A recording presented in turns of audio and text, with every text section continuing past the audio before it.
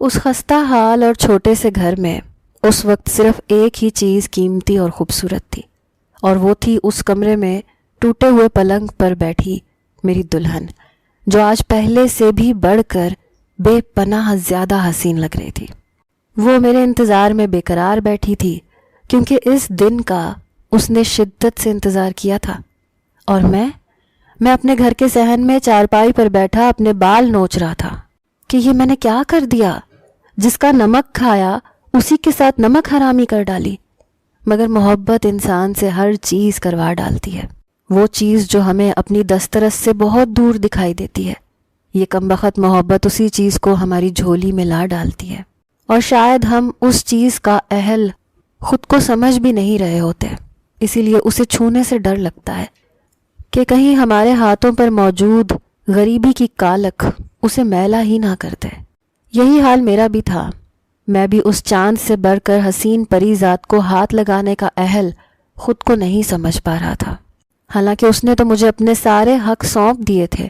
میرے انتظار میں تڑپ رہی تھی کہ میں کب اس کے جذبوں کی تسکین کرنے کمرے میں جاؤں اور اپنی محبت سے اسے امر کر دوں، مگر میں ہمت نہیں جتا پا رہا تھا۔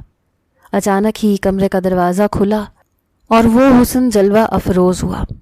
میں اس سے نظر نہیں ملانا چاہتا تھا، اگر ایسا کرتا تو اپنا تمام ضبط کھو بیٹھتا، مگر اس نے پیش قدمی کا انتظار کیے بغیر ہی میرا ہاتھ تھاما، مجھے کمرے میں لے گئی اور دروازہ زور سے بند کر دیا۔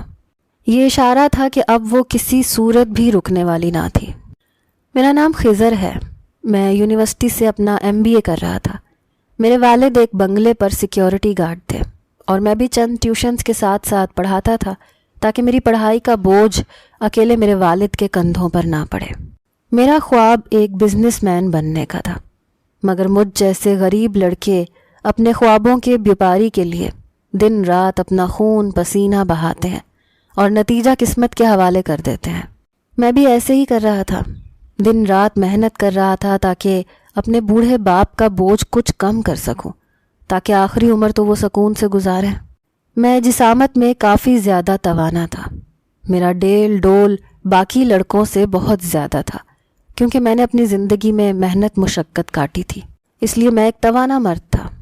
آج بھی میں اپنی کلاس ختم ہونے کے بعد اپنے دوستوں کے ساتھ ٹاپک ڈسکس کر رہا تھا کہ اچانک وہ اپسرا اپنی کلاس سے باہر نکلی، جس کے ساتھ اس کی سہیلیاں بھی تھیں جو اسی کی طرح اونچے خاندان سے تعلق رکھتی تھیں۔ اس کا نام عروج تھا۔ چھٹی کا وقت ہونے والا تھا، اس لیے سب لوگ اپنی اپنی سواریوں کی جانب بڑھنے لگے۔ میں بھی اپنی بائک اسٹارٹ کرنے لگا، جو آج بھی اسٹارٹ نہیں ہو رہی تھی۔ اس بائک نے تو مجھے سب کے سامنے شرمندہ کر دیا تھا۔ جب میں بمشکل اسے اسٹارٹ کر چکا تو اچانک ہی ایک طرف سے سڑک پر ایک گاڑی رکی، جس میں سے چند گنڈے برآمد ہوئے۔ ان کے ہاتھوں میں بندوقیں تھیں اور وہ عروج کی گاڑی کی طرف بڑھنے لگے۔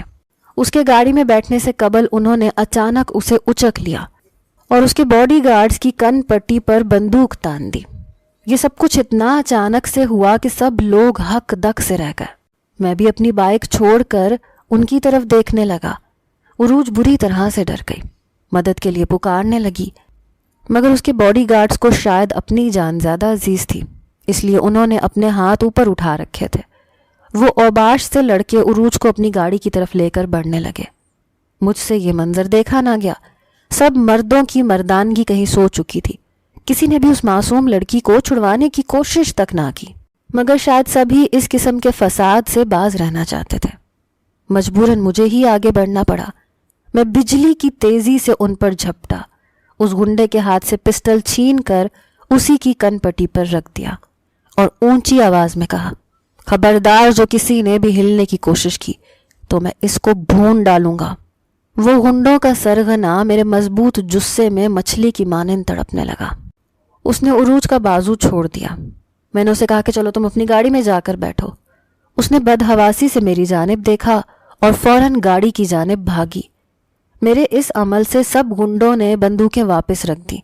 کسی نے شاید پولیس کو اطلاع کر دی تھی، اسی لیے پولیس موبائل کے سائرن سنائی دینے لگے۔ وہ گنڈے شاید ڈر گئے تھے اور عروج کے ڈرائیور نے گاڑی بھگائی اور اسے لے کر رفو چکر ہو چکا تھا، کیونکہ میں نے اسے وہاں سے جانے کا اشارہ کیا تھا۔ میں ان گنڈوں کو پولیس کے حوالے کر کے گھر کی طرف چل نکلا۔ مجھے نہیں پتا تھا کہ میرے اس ایک عمل کی وجہ سے میری زندگی کس حد تک بدلنے والی ہے۔ اگلی صبح میں یونیورسٹی آیا، معمول کے مطابق اپنی کلاس میں بیٹھا لیکچر لے رہا تھا کہ اچانک کمرے میں 2-3 گارڈز آ گئے جو کہ عروج کے باڈی گارڈز تھے۔ انہوں نے کہا کہ خضر نام کا لڑکا اس کلاس میں اگر موجود ہے تو ہمارے ساتھ چلے، ہمارے باس ان کو بلا رہے ہیں۔ سب لوگوں نے مڑ کر میری طرف دیکھا کیونکہ وہ سب ہی میرے کل کے کارنامے سے واقف تھے۔ میں سوالیہ نظروں سے ان کو دیکھنے لگا کہ مجھ سے آپ کے باس کو کیا کام پڑ گیا۔ انہوں نے کہا آپ کو ہمارے ساتھ چلنا ہوگا، ابھی ہم اس بارے میں آپ کو کچھ بھی نہیں بتا سکتے۔ میں کلاس ٹیچر سے اجازت لے کر ان کے ساتھ چل دیا۔ انہوں نے مجھے ایک گاڑی میں بٹھایا اور گاڑی سڑک پر رواں دواں ہونے لگی۔ میں گاڑی میں چوکنا ہو کر بیٹھا تھا اور آنے والی صورتحال کا اندازہ کرنے کی کوشش کر رہا تھا کہ آگے کیا ہونے جا رہا ہے اور اس باس نے مجھے کیوں بلایا ہے۔ میں نے ان سے کہا کہ آپ کے باس کون ہیں، انہیں مجھ سے کیا مطلب ہے۔ انہوں نے کہا کہ ہمارے باس اس ملک کے بہت بڑے بزنس مین ہیں اور عروج میڈم ان کی بیٹی ہیں۔ آپ نے کل ان کی جان بچا کر بہت بڑا کارنامہ انجام دیا ہے، اس لیے باس آپ کو پرسنلی خود ملنا چاہتے ہیں۔ اتنے میں ایک گاڑی بہت بڑے بنگلے کے سامنے رکی۔ وہ بنگلہ نہیں، کوئی محل تھا۔ میں زندگی میں کبھی اتنے خوبصورت محل میں نہیں گیا تھا، اس لیے تھوڑا سا ہچکچا رہا تھا، مگر وہ مجھے اپنی ہمراہی میں اپنے بنگلے کے اندر لے گئے۔ ایک بڑی سی راہداری تھی، اس کے آگے ایک لاؤنج میں بڑی سی اسکرین والی LED رکھی تھی۔ اس کے سامنے صوفے پر عروج کا باپ ٹانگ پر ٹانگ رکھے سگار پی رہا تھا، ساتھ ہی LED پر کچھ دیکھ رہا تھا۔ وہ گارڈز پہلے سر جھکائے عروج کے باپ کے کان میں کچھ سرگوشی کرنے لگا، جس پر انہوں نے چونک کر پیچھے مڑ کر دیکھا۔ میں سر اٹھائے ان کو دیکھ رہا تھا۔ انہوں نے ہاتھ کا اشارہ کیا، مجھے آگے آنے کو بولا۔ میں اعتماد کے ساتھ آگے بڑھ گیا اور ان کو سلام کیا۔ انہوں نے مجھے سامنے صوفے پر بیٹھنے کا اشارہ کیا اور گارڈز کو ہاتھ کے اشارے سے جانے کا کہا۔ وہ سب لوگ جب چلے گئے تو انہوں نے کہا کہ کیا نام ہے تمہارا؟ میں نے کہا جی میرا نام خضر ہے۔ انہوں نے کہا کہ تم کیا کرتے ہو؟ میں نے کہا میں یونیورسٹی سے MBA کر رہا ہوں۔ انہوں نے کہا کہ آگے کیا کرنے کا پلان ہے؟ میں نے کہا جی میں ایک بزنس مین بننا چاہتا ہوں۔ یہ سن کر وہ ذو معنی انداز میں مسکرائے اور کہا کہ بزنس مین بننا اتنا آسان نہیں ہوتا، اس کے لیے بہت زیادہ سٹرگل کرنی پڑتی ہے، بہت خون جلانا پڑتا ہے، تب جا کر وہ سب کچھ حاصل ہوتا ہے جو مجھے حاصل ہو چکا ہے۔ میں نے کہا کہ مجھے محنت کرنے میں کوئی بھی قباحت نہیں ہے، زندگی میں بڑا آدمی بننے کے لیے بغیر محنت کے آپ اس منزل تک نہیں پہنچ سکتے۔ اس نے کہا کہ تم کافی پر اعتماد لڑکے ہو، میرے پاس تمہارے لیے ایک جاب ہے جو تمہیں بغیر بہت زیادہ محنت کے تمہاری منزل تک پہنچا سکتی ہے۔ میں ان کی بات سن کر حیران ہوا اور کہا کہ بھلا آپ مجھے کیوں جاب دینا چاہتے ہیں؟ اس نے کہا کہ کل جو تم نے کام کیا ہے وہ قابل ستائش ہے۔ عروج میری اکلوتی بیٹی ہے، مجھ جیسے بزنس مین کے چاروں طرف دشمن ہیں جو ہر وقت میری طاق میں رہتے ہیں کہ کب مجھ پر حملہ کریں، اس لیے وہ اوچھے ہٹکندے استعمال کرتے ہیں۔ انہوں نے کل میری بیٹی پر حملہ کر کے مجھے تشویش میں مبتلا کر دیا ہے۔ مجھے اپنی بیٹی کی رکھوالی کے لیے تم جیسا جام باز گارڈ چاہیے جو اپنی جان کی بھی پرواہ نہ کرے اور اپنے مالک کی عزت پر آنچ نہ آنے دے۔ میں ان کی بات پر بہت زیادہ حیران ہوا اور کہا کہ میری پلاننگ میں یہ چیز شامل نہیں جو میں نے مستقبل کے حوالے سے کر رکھی ہے۔ انہوں نے کہا کہ ہم سبھی مستقبل کے حوالے سے اپنے اپنے پلانز بناتے ہیں، مگر ہوتا وہی ہے جو قدرت نے طے کر دیا ہو۔ تم یوں سمجھو کہ قدرت نے تمہارا مستقبل ایسے ہی لکھا ہے۔ میں نے کہا کہ آپ کے پاس پہلے سے اتنے زیادہ ویل ٹرینڈ گارڈز موجود ہیں اور میری تو کوئی اس طرح کی ٹریننگ بھی نہیں ہے۔ اس نے کہا کہ وہی گارڈز جو ویل ٹرینڈ تھے انہوں نے کل ہاتھ کھڑے کر دیے تھے، اور تم نے جس نے کوئی ٹریننگ نہیں لی ہوئی اپنی جان پر کھیل کر میری بیٹی کی جان بچائی ہے۔ تمہارے خیال میں مجھے عروج کی رکھوالی کے لیے کس کو رکھنا چاہیے؟ میں ان کی بات سن کر کچھ لاجواب ہوا اور کہا کہ اگر میں انکار کر دوں تو؟ اس نے کہا کہ میرے سامنے کوئی انکار نہیں کر سکتا، نہ ہی کسی میں اتنی جرت ہے۔ مگر تم کیونکہ جرت والے انسان ہو اس لیے کچھ بھی کر سکتے ہو. مگر میرے پاس تمہارے لیے ایک ایسی آفر ہے جسے تم ٹھکرا نہیں سکتے. تم 3 سال تک میری بیٹی کی رکھوالی کرو، اس دوران اس کو آنچ بھی نہ آئی تو میں تمہیں اس کے بعد تمہاری من پسند زندگی دینے کا وعدہ کرتا ہوں. تمہارے پاس اتنا پیسہ آ جائے گا کہ تم کوئی بھی بزنس آرام سے اسٹارٹ کر سکو گے. لیکن اگر تم اس آفر کو ٹھکرا دیتے ہو تو تم ساری زندگی بھی سخت محنت کرو گے تو بھی وہ سب نہیں پا سکو گے جو تمہاری خواہش ہے اور جو تمہیں ان 3 سال کے بعد مل جائے گا. میں نے کہا جی میں ایک خوددار انسان ہوں، اپنی محنت کے بل بوتے پر اپنا مستقبل کھڑا کرنا چاہتا ہوں اور اسی پر یقین کرتا ہوں. آپ اپنی بیٹی کے لیے کوئی پروفیشنل گارڈ ہائر کریں جو اتنا بزدل نہ ہو کہ ایک بندوق کی نالی دیکھ کر ڈر جائے. میں نے ان سے معذرت کر لی اور واپسی کی راہ لی. انہوں نے کہا کہ اتنی جلد بازی میں فیصلہ نہ کرو، بلکہ میں تمہیں سوچنے کے لیے 2 دن کا وقت دیتا ہوں، چاہے تو 1 ہفتہ لے لو، اس کے بعد مجھے بتا دینا. میں ان کی بات سن کر واپس آ گیا. حقیقت تو یہ تھی کہ میں اتنی بڑی ذمہ داری اٹھانے کا اہل خود کو نہیں سمجھتا تھا، اور نہ ہی میں یہ چاہتا تھا کہ کسی امیر زادی کی رکھوالی کروں اور ہر وقت اس کے سر پر سوار رہوں. میری اپنی بھی کوئی زندگی تھی اور میں اپنی مرضی سے اسے جینا چاہتا تھا، چاہے مجھے کتنی بھی زیادہ مشکل پیش کیوں نہ آئے. لیکن جب گھر گیا تو ایک آزمائش میری منتظر تھی. میں گھر گیا تو میرا بوڑھا باپ چارپائی پر اوندھے منہ لیٹا تھا اور ان کے منہ سے جھاگ نکل رہی تھی. میں جلدی سے ان کی طرف بھاگا، ان کو سیدھا کیا. ان کا منہ ایک جانب کو لٹکا ہوا تھا اور جسم بالکل بھی حرکت نہیں کر رہا تھا. میں اس اچانک افتاد پر بہت زیادہ پریشان ہو گیا کہ میرے باپ کو اچانک کیا ہو گیا ہے. میں انہیں ہسپتال لے کر گیا تو ڈاکٹرز نے کہا کہ ان کو ہارٹ اٹیک آیا ہے، ان کی دل کی نالی میں خون جم گیا ہے، اگر بر وقت بائی پاس نہ کروایا گیا تو ان کی جان جانے کا خطرہ ہے. میں اپنے باپ کی یہ حالت دیکھ کر بہت زیادہ بے بس ہو گیا. جلد سے جلد ان کا آپریشن کروانا چاہتا تھا، لیکن میرے پاس اتنی رقم نہیں تھی کہ میں ان کا علاج ہی کروا لیتا. میرے باپ نے ساری زندگی چوکیدار کی نوکری کر کے مجھے اچھی تعلیم دلوائی تھی. میں اپنے باپ کو اس حالت میں نہیں چھوڑ سکتا تھا اور اپنا مستقبل بہتر بنانے کے لیے اپنے باپ کی جان کی قربانی نہیں دے سکتا تھا. اس لیے میں اگلے ہی دن وہاں اس بنگلے پر پہنچ گیا اور کہا کہ مجھے آپ کی ڈیل منظور ہے. وہ میری طرف دیکھ کر مسکرانے لگے، جیسے انہیں یقین تھا کہ میں اس ڈیل کو کبھی بھی نہیں ٹھکرا سکتا. لیکن میں ایسی صورتحال کا شکار ہو چکا تھا کہ میری اپنی زندگی، اپنی خواہشیں نکڑ پر لگ گئی تھیں. میں نے ان سے کہا کہ مجھے ایڈوانس میں چند لاکھ روپے چاہیے، میں اپنے باپ کا علاج کروانا چاہتا ہوں. انہوں نے بلا چوں چرا مجھے ایڈوانس میں اتنی بھاری رقم دی کہ میں حیران ہو گیا. میں نے وہ ہسپتال میں جمع کروا دی اور اپنے باپ کا علاج کروانے لگا.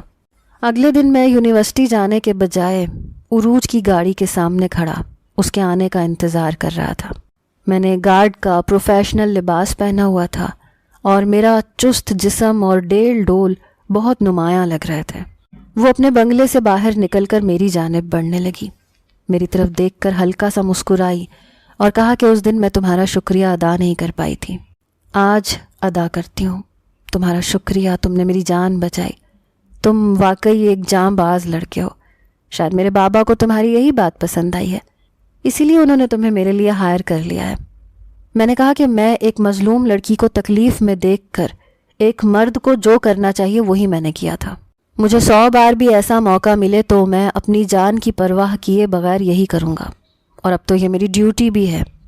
وہ میری طرف دیکھ کر مسکرائی جیسے میری بات سے خوش ہوئی ہو اور گاڑی میں بیٹھ گئی. میں ڈرائیور کے ساتھ فرنٹ سیٹ پر بیٹھ گیا اور وہ بیک سیٹ پر بیٹھی تھی. ہمارے آگے پیچھے بھی 2 گاڑیاں تھیں. کیونکہ اتنے بڑے بزنس مین کی بیٹی ہونا بھی آسان نہیں تھا، وہ اپنی مرضی سے آزاد گھوم پھر نہیں سکتی تھی، بلکہ 2-3 گاڑیاں اس کے ساتھ جاتی تھیں جب بھی وہ باہر نکلتی تھی. میں کافی چوکنا ہو کر بیٹھا تھا.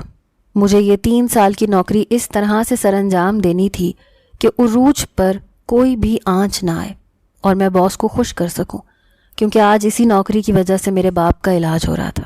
میں نے اپنی پڑھائی کو وہیں پر فریز کر دیا، سوچا کہ 3 سال بعد جاری رکھوں گا. مگر مجھے نہیں معلوم تھا کہ یہ 3 سال میری زندگی کو کس حد تک بدلنے والے ہیں.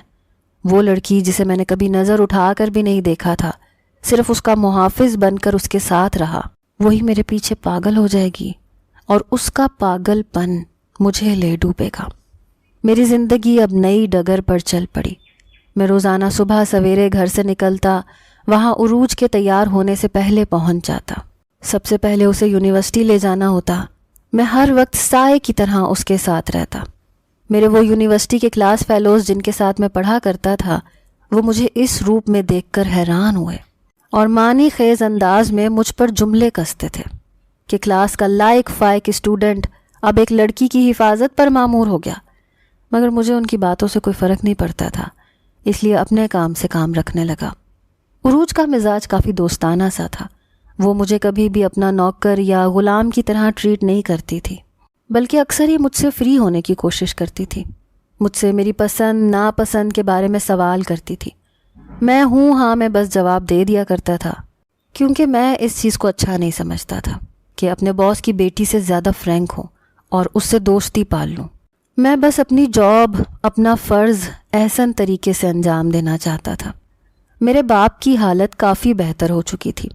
میں نے ان کو سختی سے منع کر دیا تھا کہ اب آپ کوئی کام نہیں کریں گے، آپ کا بیٹا سارے کام سنبھال لے گا۔ آپ نے ابھی تک میرا ساتھ دیا ہے، اب میری باری ہے آپ کا ہر احسان اتارنے کی۔ وہ مجھ سے بہت زیادہ خوش تھے۔ ایک بار یونیورسٹی سے واپسی پر عروج نے کہا کہ مجھے شاپنگ پر جانا ہے اور صرف تم ہی میرے ساتھ چلو گے۔ اس نے ڈرائیور کو بھی منع کر دیا۔ مجھے کہا کہ گاڑی تم چلاؤ۔ میں نے کہا کہ پھر بھی دوسرے گارڈز کا ہمارے ساتھ ہونا ضروری ہے، کبھی بھی کچھ بھی ہو سکتا ہے، اس لیے احتیاط ضروری ہے۔ اس نے ضد کی کہ تم ہی میرے لیے کافی ہو، مجھے کسی اور کی ضرورت نہیں ہے۔ مجھے اپنی ایک بیسٹ فرینڈ کی شادی میں جانا ہے، اس لیے مجھے شاپنگ کرنی ہے۔ باس گھر پر نہیں تھے، ورنہ کبھی بھی ہمیں یوں اکیلا نہ جانے دیتے، بلکہ 2-3 گاڑیاں ساتھ بھیجتے تھے۔ وہ بیرون ملک ایک ڈیل کے سلسلے میں گئے تھے۔ ان کی واپسی اگلے ہفتے متوقع تھی۔ میں نے عروج کو بہت سمجھایا کہ جو ہمارا اکیلا جانا مناسب نہیں ہے، مگر اس نے میری ایک نہ سنی۔ میں بھی خاموش ہو گیا کہ میں صورتحال کو خود ہی سنبھال لوں گا، اگر کچھ بھی ایسا ویسا ہوا تو میرے پاس حفاظت کے لیے ہتھیار موجود تھے۔ اس لیے میں گاڑی میں بیٹھ گیا۔ وہ فرنٹ سیٹ پر میرے ساتھ بیٹھی تو میں نے کہا کہ آپ پچھلے والی سیٹ پر بیٹھ جائیں۔ اس نے کہا نہیں، میں ادھر ہی بیٹھوں گی۔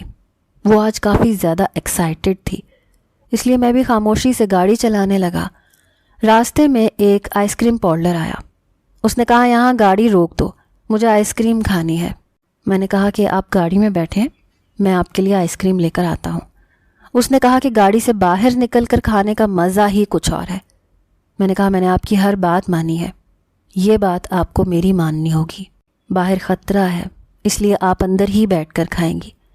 اس نے کہا کہ چلو پھر 2 آئس کریم لے آؤ، ایک تمہارے لیے ایک میرے لیے۔ میں نے ایسے ہی کیا اور ہم گاڑی میں بیٹھ کر آئس کریم کھانے لگے۔ اس نے مجھ سے پوچھا کہ تم اپنی لائف پارٹنر کو کیسا دیکھنا چاہتے ہو؟ تم نے کس طرح کے خواب دیکھ رکھے ہیں کہ وہ کیسی ہونی چاہیے؟ میں نے کہا کہ میرا خواب پہلے اپنا مستقبل سنوارنے کا ہے، پہلے اپنے خواب پورے کروں گا، اس کے بعد کسی کو خواب دکھانے کا اہل بنوں گا۔ وہ میری بات سن کر ستائش سے مجھے دیکھنے لگی۔ بولی کہ اگر کوئی لڑکی تمہیں خود سے اپروچ کرے تو؟ میں نے کہا میں جاگتی آنکھوں سے خواب نہیں دیکھتا، حقیقت کی دنیا میں رہتا ہوں۔ مجھ جیسے غریب لڑکے کو کون اپنی بیٹی دے گا؟ میں ہنسنے لگا۔ اتنے میں شاپنگ مال بھی آ گیا۔ وہ گاڑی سے اتری اور مجھے بھی ساتھ اترنے کا کہا۔ میں اس کے پیچھے پیچھے چل پڑا۔ میں چوکنا تھا، ادھر ادھر تسلی سے دیکھتا اور اس کے آگے آگے چلنے لگا۔ ہم شاپنگ مال میں داخل ہوئے۔ وہ اپنی مطلوبہ جگہ پر جانے لگی جہاں سے اس نے ڈریس آرڈر کروانا تھا۔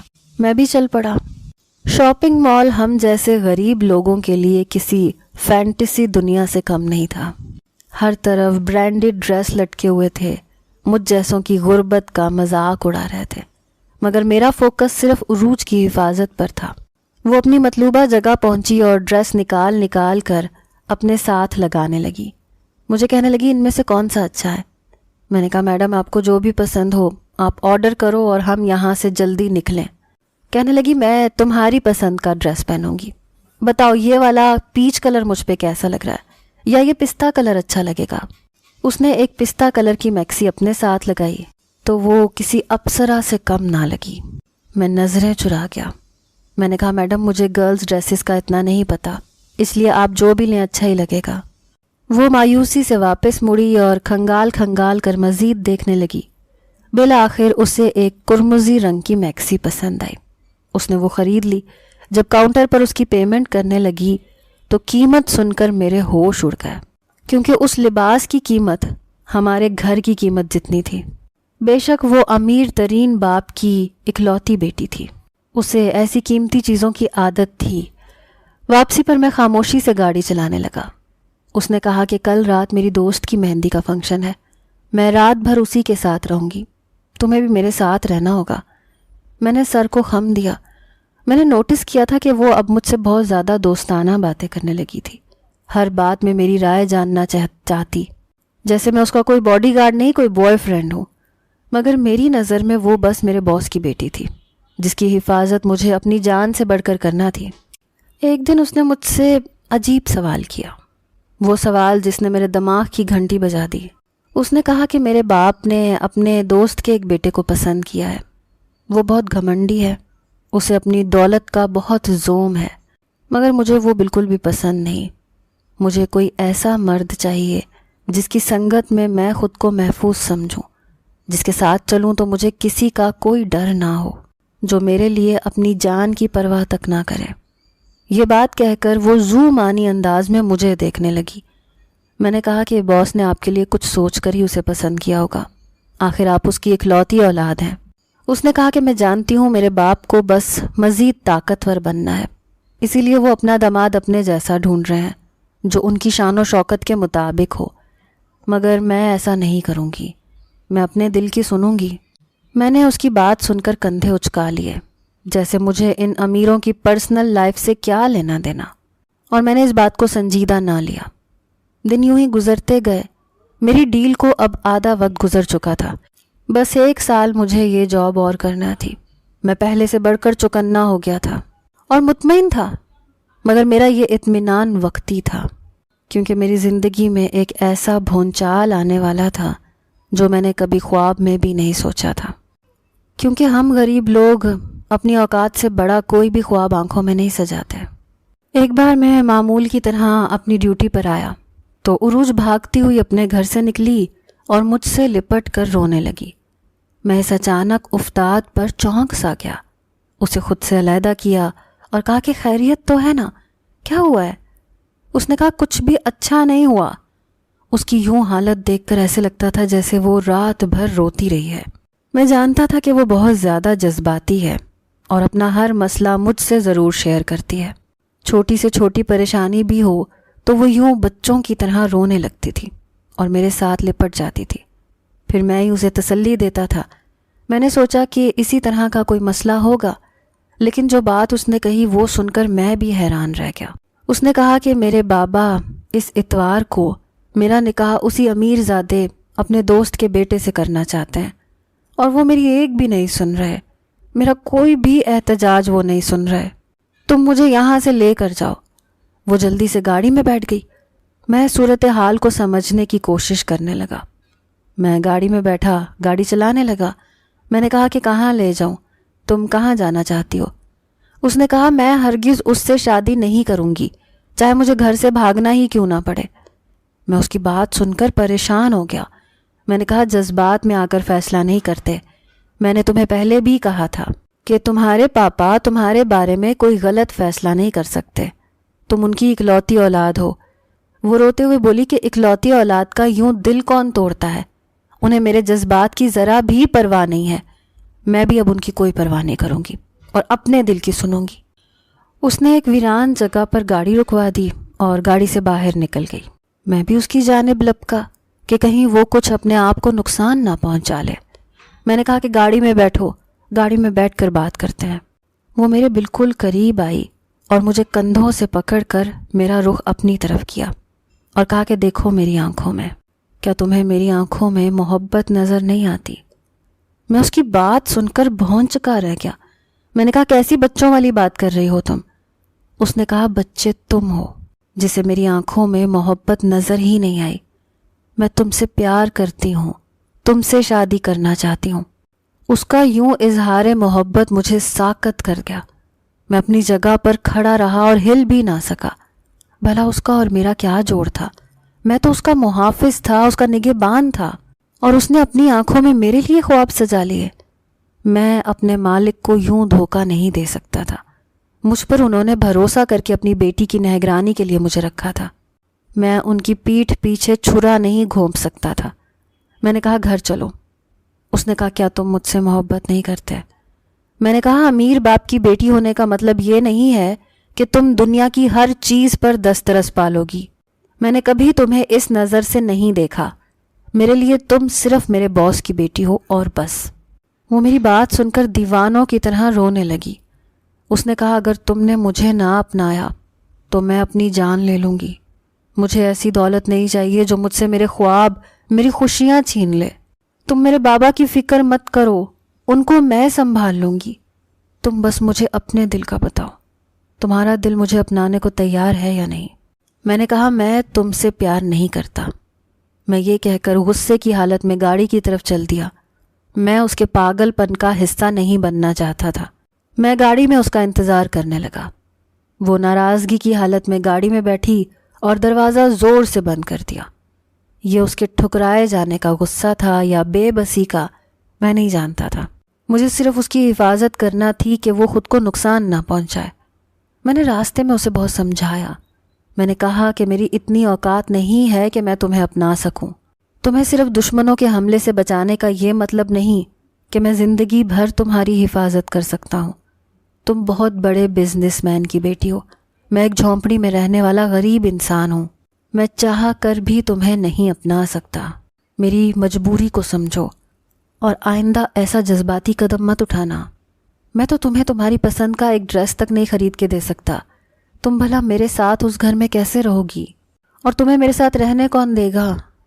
اس نے کہا کہ مجھے یہ دولت نہیں چاہیے، میں تمہارے ساتھ ایک جنگل میں بھی رہ لوں گی۔ دولت مجھے خوشی نہیں دیتی، میں وہی پہن لوں گی جو تم کہو گے۔ میں نے کہا آئندہ ایسی بچوں والی بات مت کرنا، ورنہ میں نوکری ہمیشہ کے لیے چھوڑ کر چلا جاؤں گا۔ میں نے اسے دھمکی دی تو وہ خاموش ہو گئی۔ میں نے سکھ کا سانس لیا کہ بلا ٹل گئی، مگر وہ تو ٹھان چکی تھی اور میں بے خبر تھا۔ ایک ہفتہ سکون سے گزر گیا۔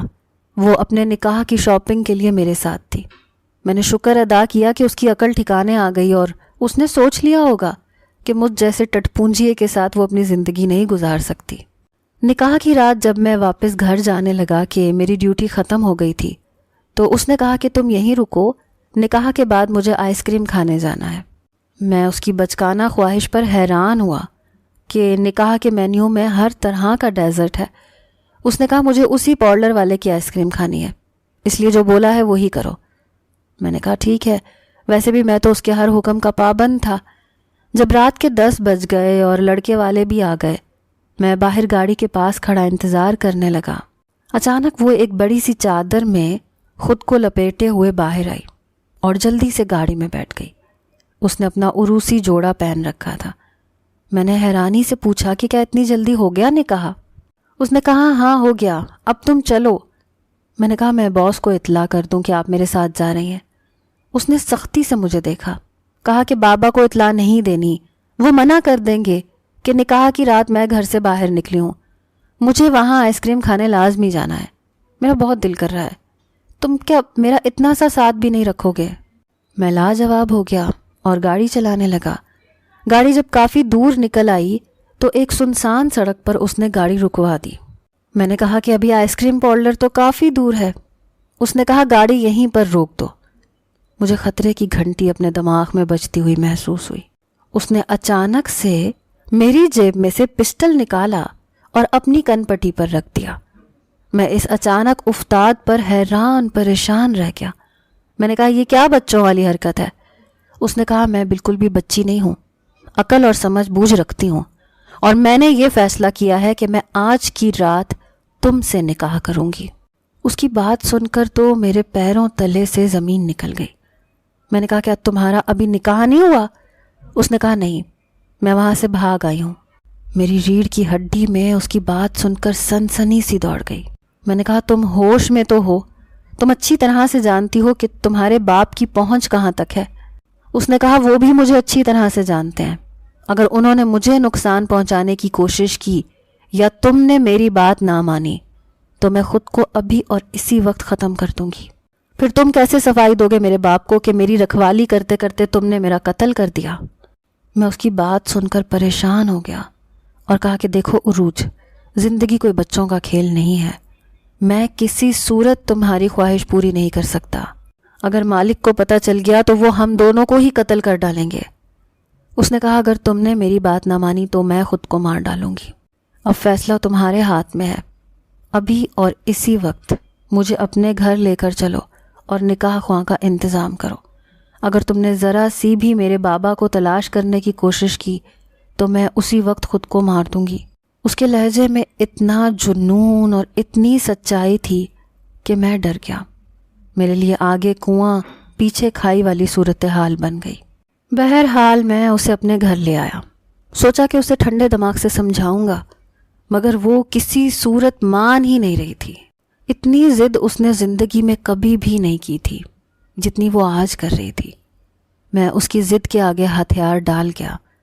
مجھے نہیں پتا تھا کہ آنے والے حالات میں میرے ساتھ کیا ہونے والا ہے، لیکن اگر میں ایسا نہ کرتا تو وہ واقعی خود کو ختم کر دیتی۔ میں نے اپنے محلے میں رہنے والے مولوی کو اپنے گھر بلایا اور اس کے ساتھ نکاح کر لیا۔ نکاح کرنے کے بعد میں نے اس کے ہاتھ سے پسٹل لے لیا، اسے کمرے میں چھوڑ کر میں باہر ٹہلنے لگا۔ اب مجھے ٹھیک ٹھاک اندازہ ہو گیا تھا کہ میں کیا کر بیٹھا ہوں، شاید میں نے اپنی موت کے پیپرز پر دستخط کر ڈالے تھے۔ میں بے بسی سے اپنے بال نوچنے لگا۔ اچانک ہی وہ اپسرا کمرے سے نکلی۔ وہ آج ضرورت سے زیادہ خوبصورت لگ رہی تھی اور خوش بھی، جیسے اس کے لیے واقعی بچوں کا کھیل ہو۔ اس نے کہا کہ کیا تم اب بھی میرے قریب نہیں آؤ گے؟ اب تو میں بیوی بن چکی ہوں تمہاری۔ میں نے کہا میں تم جتنا بے وقوف اور جذباتی نہیں ہوں، آؤ میں تمہیں گھر چھوڑ کر آؤں اور باس کو ساری حقیقت میں خود بتاؤں گا کہ تم نے مجھے مجبور کیا ہے۔ اس نے کہا کہ ایسا مت کرنا، کچھ عرصے کے لیے ہم کہیں روپوش ہو جاتے ہیں، جب بابا کا غصہ ٹھنڈا ہوگا تو میں خود ان سے بات کروں گی، تم سامنے نہیں جاؤ گے، سمجھے؟ اور میں ایسے تھا جیسے اس کے ہاتھوں کٹ پتلی بن کر رہ گیا تھا۔ اس نے اپنا اور میرا موبائل آف کر دیا، مجھے ہاتھ سے پکڑ کر باہر لے آئی۔ اس نے کہا کہ میری ایک دوست ہے، ہمیں چند دن اس کے اپارٹمنٹ میں رہنا ہوگا، تم میرے ساتھ چلو۔ میں اس کی ہر بات ماننے پر مجبور تھا۔ وہ اپارٹمنٹ چھوٹا سا تھا مگر بہت خوبصورت تھا، اس میں ضرورت کی ہر چیز دستیاب تھی۔ میں نے آتے وقت اپنے باپ کو اپنے ایک دوست کے گھر چھوڑ دیا تھا اور گھر پر تالا لگا دیا تھا۔ میں نے کبھی سوچا بھی نہیں تھا کہ زندگی میں ایک ہی رات مجھے کہاں سے کہاں لے آئے گی۔ اپارٹمنٹ کا کمرہ پھولوں سے سجا ہوا تھا، جیسے اس نے پہلے سے ہر چیز پلان کر رکھی تھی۔ وہ مجھے پکڑ کر کمرے میں لے آئی، کہا کہ ڈرو مت، میں تمہیں کچھ نہیں ہونے دوں گی۔ جب بابا کو علم ہوگا کہ میں تمہارے بغیر نہیں رہ سکتی تو وہ مان جائیں گے، میں انہیں جانتی ہوں، وہ میری ہر ضد مان جاتے ہیں۔ میں نے کہا کہ وہ ایک غریب لڑکے کو کبھی نہیں اپنائیں گے۔ اس نے کہا تم فکر مت کرو، میں آج کی رات ایسی پریشانیوں کی نظر نہیں کرنا چاہتی۔ میں جانتی ہوں تم بھی مجھے چاہتے ہو مگر ڈرتے ہو محبت کرنے سے، مگر محبت امیر غریب کو نہیں دیکھتی۔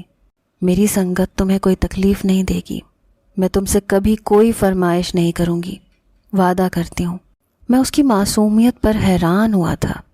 میں بھی ایک جوان مرد تھا، اتنی خوبصورت ہم سفر کو پا کر خوش ہونا چاہتا تھا، مگر آنے والے حالات مجھے ڈرا رہے تھے۔ ہم چند ماہ اسی اپارٹمنٹ میں رہے، مگر اس کی دوست ہمیں صورتحال بتاتی رہتی تھی۔ ایک دن اس نے کہا کہ عروج کے بابا کو ہارٹ اٹیک آیا ہے۔ یہ بات سن کر عروج تڑپ اٹھی، میں بھی پریشان ہو گیا۔ وہ ہسپتال گئی تو اس کا باپ اسے دیکھ کر رونے لگا، کہنے لگا کہ کاش تم یہ قدم نہ اٹھاتی، مجھے بتا دیتی کہ تم کسے پسند کرتی ہو، میں خود تمہاری شادی اس سے کروا دیتا۔ میرے لیے اس دنیا میں تمہاری خوشی سے بڑھ کر کچھ نہیں ہے۔ میرے دوست نے مجھے بہت بڑا دھوکہ دیا ہے، وہ لڑکا پہلے سے شادی شدہ تھا، اس نے صرف میری دولت کے لیے اپنے بیٹے کو تم سے شادی پر اکسایا تھا۔ عروج کے کہنے پر میں بھی ہسپتال پہنچ گیا، کیونکہ باس عروج کو معاف کر چکے تھے۔ میں نے بھی ان سے معافی مانگی، میں نے کہا کہ میرے پاس کوئی راستہ نہیں تھا۔ انہوں نے میرا شکریہ ادا کیا کہ میں نے ایک بار پھر ان کی بیٹی کی زندگی بچائی ہے، ورنہ وہ خود کو مار ڈالتی۔ عروج کا باپ اب بستر سے لگ گیا تھا۔ میں نہ صرف ان کا خیال رکھتا تھا بلکہ ان کا بزنس اب میں اور عروج ہی سنبھال رہے تھے۔ مجھے پیسوں کا لالچ نہیں تھا، میں اپنی محنت سے سب کچھ حاصل کرنے پر یقین رکھتا تھا۔ مگر زندگی غیر متوقع چیز ہے، جن چیزوں کے حوالے سے ہم کبھی خواب بھی نہیں دیکھتے کہ یہ ہمیں مل بھی سکتی ہیں، وہی ہماری جھولی میں آن گرتی ہیں۔ عروج بھی میرا وہ ناممکن خواب تھی جو میں نے اپنی غربت کی ڈر سے اپنی آنکھوں میں سجایا تک نہ تھا، اور آج وہ مجھ پر اپنی جان نچھاور کرتی تھی، اور میں بھی اب سر تا پیر اس کی محبت میں ڈوب چکا تھا، اور ہر لمحہ اس کا خیال پہلے سے بڑھ کر رکھنے لگا تھا۔ زندگی بہت خوبصورت بن گئی تھی۔